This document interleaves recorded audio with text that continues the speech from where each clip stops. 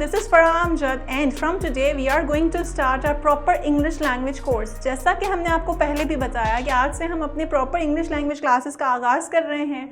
हम ये करेंगे कि हम बेसिक से एडवांस की तरफ जाएंगे। इससे होगा ये कि हमारे वो स्टूडेंट्स जो कि इंग्लिश में थोड़े कमज़ोर हैं, जिनको इंग्लिश में हमारी हेल्प की ज़रूरत है, जो इंग्लिश को थोड़ा सा मुश्किल से समझ पा रहे हैं, जिनको कोई हर्डल्स हो रही है, वो जब तक हम मिड में जाएं या जब तक हम एडवांस की तरफ चले जाएं वो हमारे साथ एक ही पेज पे हो। इसका हल ये होगा कि आपको कोई भी चीज़, कोई भी कन्फ्यूजन, कोई भी सवाल है इस पूरे लेक्चर के दौरान या आगे किसी भी वीडियो में, आप मुझसे वो कमेंट सेक्शन में पूछें, मैं आपको वहाँ पर रिप्लाई करूँगी। अच्छा, हमने जो आज अपने लेक्चर के लिए पहला टॉपिक पिक किया है वो है part of speech. Part of speech क्या है? पार्ट ऑफ स्पीच इंग्लिश का एक बहुत बड़ा समझें आप, इंग्लिश का दारोमदार पार्ट ऑफ स्पीच पे एक बहुत बड़ा हिस्सा है इंग्लिश का। अगर आपके दिमाग में पार्ट ऑफ स्पीच का कॉन्सेप्ट क्लियर हो गया, आप इंग्लिश को बआसानी तौर पे समझ सकते हैं। अब पार्ट ऑफ स्पीच होता क्या है? स्पीच किसे कहते हैं? जितनी बातें मैं अभी बोल रही हूँ, जितनी चीज़ें मैंने अभी बोली, जितने सेंटेंसेस मैंने बोले, वो तमाम चीज़ें, वो तमाम सेंटेंसेस स्पीच है। स्पीच क्या है? हम जो भी बात कर रहे हैं, हम जो भी सेंटेंसेस बोल रहे हैं, उन तमाम चीज़ों को हम स्पीच कहते हैं। ठीक है, अब हमारी जो स्पीच है, हमारा जो सेंटेंस है, बहुत सारे अल्फाजों से मिलके बना है। वो हर अल्फाज कोई ना कोई अहमियत रखता है, वो हर अल्फाज का कोई ना कोई नाम है हमारी इंग्लिश लैंग्वेज की दुनिया में। उन नामों को हम पढ़ेंगे, उन नामों को हम पार्ट ऑफ स्पीच कहते हैं। ये 8 तरीके के होते हैं। ठीक है, इनको हम 8 कैटेगरीज में डिवाइड करते हैं। हमने जो पहली कैटेगरी पिक की है वो है नाउन। अब आप सोचेंगे नाउन, ये तो हमने पढ़ा हुआ है, ये तो हमें पता है। अच्छा, हमने जो पढ़ा है वो हमने एक रट्टा पढ़ा है। ठीक है, अगर वही रट्टा हमें याद होता, उसी रट्टे के बेसिस पे हम इंग्लिश पढ़ पा रहे होते, सीख पा रहे होते, बोल पा रहे होते, तो आप और मैं आज यहाँ पे नहीं होते। ठीक है, हम यहाँ पे आए हैं कॉन्सेप्शनल लर्निंग के लिए। कॉन्सेप्शनल लर्निंग कैसे होगी कि जब तक हमारे माइंड में हमारे कॉन्सेप्ट्स क्लियर नहीं हो जाते, हम इंग्लिश बोलना नहीं सीख सकते हैं। हमने पिक किया है नाउन। नाउन क्या होता है? वो डेफिनेशन जो हमारी किताबों में एक रटी रटाई डेफिनेशन मौजूद है, वो क्या है? Noun is a name of person, place, animal और थिंग। ये डेफिनेशन मुझसे लेके अब तक के जो बच्चे हैं वो भी अपनी किताबों में पढ़ते आ रहे हैं। एक बेसिक डेफिनेशन है। इसके मुताबिक अगर हम इंग्लिश पढ़ पाते तो हम तो पढ़ चुके होते, हम तो बोल चुके होते, लेकिन ऐसा नहीं है। इसको मज़ीद थोड़ा सा आसान लफ्ज़ों में अगर हम बताएं तो नाउन क्या है? नाउन हर वो चीज़ जिसका नाम है, हर वो चीज़ जिसका नाम हमें पता है या जिसका नाम एग्जिस्ट करता है दुनिया में, वो चीज़ नाउन है। हर वो चीज़ जिसका नाम दुनिया के अंदर एग्जिस्ट करता है, जिसका नाम लोग जानते हैं, वो चीज़ नाउन है। नाउन को आसान लफ्ज़ों में आप नाम भी कह सकते हैं। नाउन, नाम। ठीक है, इसको आप इस तरह भी याद रख सकते हैं। अच्छा, इस वीडियो में हम आगे नाउन की कैटेगरीज को भी पढ़ेंगे। कैटेगरीज पढ़ना क्यों ज़रूरी है? क्योंकि अगर हमने अभी ये कहा कि नाउन जो है वो नाम है, नाम तो हर चीज़ का है, ऐसा ही है। आपका नाम है, मेरा नाम है, हमारे इर्द गिर्द जितने लोग हैं उनका नाम है, हमारे इर्द गिर्द जितनी चीज़ें हैं सबका नाम है। हम जितनी चीज़ों को देख रहे हैं, हम जितनी चीज़ों को फील कर रहे हैं, जितनी चीज़ों को टच कर रहे हैं, तमाम चीज़ों के नाम। इस तरह तो बहुत गड़बड़ हो जाएगी। ये भी नाउन, वो भी नाउन, वो भी नाउन, ये भी नाउन। तो इनको हमने एक कैटेगरी में डिवाइड कर दिया। ठीक है, उन कैटेगरीज को हम यहाँ पे पढ़ेंगे। अच्छा, हम इतनी मगजमारी कर क्यों रहे हैं? हमारे लिए तो ये भी बहुत था कि नाउन क्या है, हम इतनी सब चीज़ों में क्यों पढ़ रहे हैं? तो ये वजह भी हम इस वीडियो के आखिर में ज़रूर पढ़ेंगे कि हमारे लिए ये समझना क्यों ज़रूरी है, इन कैटेगरीज को पढ़ना क्यों ज़रूरी है। सबसे पहले हम जाते हैं नाउन की पहली कैटेगरी की तरफ, जो कि है कॉमन नाउन। अच्छा, कॉमन नाउन क्या होता है? यहाँ पे ना आप इनके नामों पे ध्यान दें। कॉमन नाउन क्या है? कॉमन नाम से ही ज़ाहिर है कि बहुत कॉमन है, बहुत आम है। कॉमन नाउन आप इसको इस तरह भी याद रख सकते हैं कि एक ग्रुप, ठीक है, जिसमें हम बात करें कि अगर हम किसी लड़कों की बात करते हैं, बिलफर्ज हमने बात की अमजद की, हमने बात की शाजिल की, हमने बात की सारिन की, हमने बात की अली की, ये तमाम कौन है? ये हैं लड़के। आप नहीं भी बोलेंगे, मैं नहीं भी बोलूँगी, तो हम जानते हैं कि ये लड़के हैं, इनकी बात हो रही है। तो वो जो लड़के हैं, बॉयज़, ठीक है, ये है हमारा कॉमन नाउन। गर्ल्स, ये है हमारा common noun. Pakistan, Japan, China, India, ये तमाम है मुल्क, कंट्रीज़। कंट्री जो है वो हमारा कॉमन नाउन है। बिकॉज हम यहाँ पे किसी एक चीज़ के बारे में पर्टिकुलर बात नहीं कर रहे हैं, हम बात कर रहे हैं बहुत सारी चीज़ों के बारे में। हम अगर बात करेंगे कंट्री, तो हमें नहीं पता कि वो अगला जो बोल रहा है, कंट्री, जिसने बोल दिया कि मैं फला कंट्री में रहता हूँ, जब तक वो उस फला कंट्री का नाम नहीं बताएगा, हमें उस कंट्री का नाम ही नहीं पता लगेगा कि किस बारे में बात कर रहे हैं। एक बॉय मेरा दोस्त है, एक गर्ल मेरी दोस्त है, वो कौन सा बॉय और कौन सी गर्ल के बारे में बात हो रही है हमें नहीं पता। तो वो जो बॉय और जो गर्ल है या वो जो कंट्री है वो है कॉमन नाउन। ठीक है, यहाँ तक आपको दिमाग में कॉन्सेप्ट क्लियर हो चुका है कॉमन नाउन का।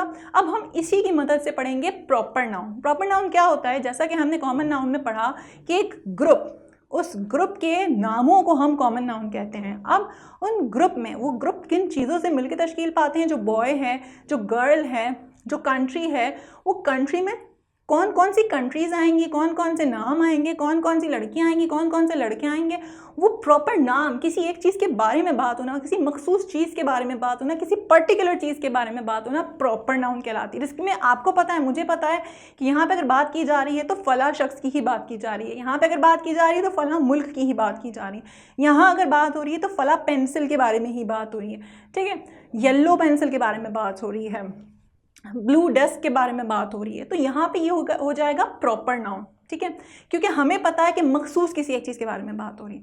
यहाँ तक मुझे लगता है आपका कॉन्सेप्ट क्लियर हो चुका है। हम क्या पढ़ चुके अब तक? हम पढ़ चुके अब तक नाउन, कॉमन नाउन और प्रॉपर नाउन। इसके बाद आता है हमारे पास कलेक्टिव नाउन। नाम से ही ज़ाहिर है कलेक्टिव, मजमा, ग्रुप, झुंड, ठीक है। यहाँ इसका मतलब क्या होता है कि ग्रुप ऑफ नाउन्स, एक वो चीज़, यहाँ पे उस चीज़ को हमने कैटेगराइज किया है जिसमें बहुत सारे नाउन्स शामिल हैं, ठीक है। अ क्लास ऑफ अ स्टूडेंट्स, ठीक है, स्टूडेंट्स इटसेल्फ नाउन है, लेकिन क्लास ऑफ अ स्टूडेंट्स जिसमें बहुत सारे स्टूडेंट्स बैठे हुए हैं वो है हमारा कलेक्टिव नाउन।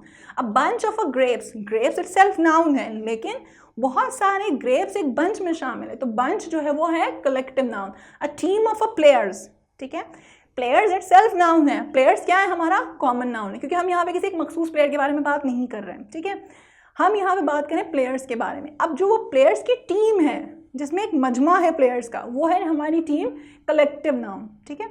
अब तक ये तीनों चीज़ें हमारे माइंड में क्लियर हो चुकी हैं। हम जाएंगे चौथी कैटेगरी की जानिब, जो है एब्स्ट्रैक्ट नाउन। अच्छा, हमने अब तक जितनी कैटेगरीज पढ़ी वो ऐसी थी जिसको हम देख पा रहे थे, जिसको हम फील कर पा रहे थे, जिसको हमें पता था कि वो एग्जिस्ट करती है। अच्छा, यहाँ पे हम जो एब्स्ट्रैक्ट नाउन की तरफ आए, एब्स्ट्रैक्ट नाउन वो है जो एग्जिस्ट करता है, ठीक है, हमें पता है कि ये चीज़ है लेकिन हम उसको देख नहीं पाते। वो क्या? वो हमारी कोई फीलिंग्स हो सकती है, वो हमारे कोई इमोशंस हो सकते हैं, वो कोई ऐसी चीज़ हो सकती है जो कि एग्जिस्ट करती है, ठीक है, हमारी फीलिंग्स के तौर पे दुनिया के अंदर एग्जिस्ट करती है, लेकिन ना हम उसे देख सकते हैं, ना हम उसे फील कर सकते हैं, ना हम उसे महसूस कर सकते हैं। For example love, hate, success, knowledge, ये तमाम चीज़ें जो है वो एब्स्ट्रैक्ट नाउन है। क्यों? क्योंकि ये एग्जिस्ट ज़रूर करती है लेकिन आप में या कोई भी शख्स इसको देख नहीं पाता, इसको फील नहीं कर पाता, इसको टच नहीं कर पाता, इसको कभी किसी ने नहीं देखा है। क्या सक्सेस को किसी ने देखा है? नहीं। क्या लव को कोई मेजर कर सकता है? कोई देख सकता है? नहीं। क्या आप अपने एंगर को मेजर कर सकते हैं? नहीं। तो ये तमाम चीज़ें एब्स्ट्रैक्ट नाउन है। अब इसके बाद हमारी लास्ट कैटेगरी आती है मटीरियल नाउन। मटीरियल नाउन, नाम से जाहिर है मटीरियल, किसी शय के बारे में बात हो रही है। मटीरियल नाउन किसे कहते हैं? मटीरियल नाउन वो होता है जो एक शय एग्जिस्ट करती है, जिसको हम फील कर सकते हैं, जिसको हम छू सकते हैं, ठीक है, और उस शय से मिलके दूसरी चीज़ें तश्कील पाती हैं। फॉर एग्जाम्पल सॉइल से मिलके हम पूरी इमारतें बना सकते हैं। वुड से मिला के हम बड़े बड़े फर्नीचर्स बना सकते हैं। वाटर, एयर, ये तमाम चीज़ें जो है वो हमारी मटीरियल नाउन है जो कि एग्जिस्ट करती है, ठीक है, जिसे हम छू भी सकते हैं और इससे मिलके हम दूसरी चीज़ों को तश्कील भी दे सकते हैं। अच्छा, ये कैटेगरीज जो है ना यहाँ ख़त्म हो गई। ये नाउन की कैटेगरीज थी जो हम पढ़ चुके हैं, common noun, proper noun, collective noun, abstract noun और मटीरियल नाउन। ये 5 कैटेगरीज हैं जो कि नाउन की है। इसको मज़ीद ना सब डिवाइड किया गया। ये कोई कैटेगरी नहीं है अब जिसके बारे में हम आगे पढ़ रहे हैं, कोई कैटेगरी नहीं है, इसका मज़ीद एक सब डिवीज़न है, इसको मज़ीद आगे पहुँचाया गया है। वो क्या है? वो ये है कि इसको एक काउंटेबल और अनकाउंटेबल नाउन में डिवाइड किया गया है। काउंटेबल और अनकाउंटेबल नाउन नाम से ही ज़ाहिर है कि एक को हम काउंट कर सकते हैं और एक लामहदूद है जिसको हम काउंट नहीं कर सकते हैं, ठीक है। सबसे पहले पढ़ते हैं काउंटेबल नाउन। काउंटेबल नाउन क्या होते हैं? वो चीज़ें, वो अदद जिसको हम काउंट कर सकते हैं, वो नाउन जिसको हम काउंट कर सकते हैं। बिलफर्ज अगर हम ये बोलें कि 2 बॉयज़ या बॉयज़ वर सिटिंग, तो हमें पता है कि यार एक कमरा है, एक कमरे में कितने बॉयज़ होंगे? 2, 4, 5, 6, हमें यहाँ पे नंबर पता लग जाएगा, हम उसको काउंट कर सकते हैं। एप्पल, हमें पता है एक एप्पल रखा हुआ है, एप्पल्स भी होंगे तो हमें वहाँ पे इस एप्पल्स को हम काउंट कर सकते हैं, ठीक है। ये हो गया हमारा काउंटेबल नाउन, सही। इसके बाद आते हैं हम अनकाउंट। अच्छा, अगर आप ये बोलेंगे कि काउंटेबल नाउन में अगर हम एप्पल की बात करें, अगर हम बॉयज़ की बात करें, तो ये तो फिर हो गया कॉमन और प्रॉपर भी आ गया। हाँ, ये हो सकता है, मैंने ये नहीं कहा कि ये कैटेगरी है, ये सब डिवीज़न है, ठीक है। इसमें आप अपनी पुरानी चीज़ों को भी, कॉमन नाउन, प्रॉपर नाउन, इन तमाम चीज़ों में भी काउंटेबल और अनकाउंटेबल नाउन को आइडेंटिफाई कर सकते हैं, डिफ्रेंशिएट कर सकते हैं। अब आएंगे हम अनकाउंटेबल नाउन की तरफ। अनकाउंटेबल नाउन क्या है? अनकाउंटेबल नाउन वो चीज़ें हैं जिसको हम काउंट नहीं कर सकते, जो अनकाउंटेबल है। For example success, knowledge, hate, जिसको हम एब्स्ट्रैक्ट नाउन भी कह सकते हैं।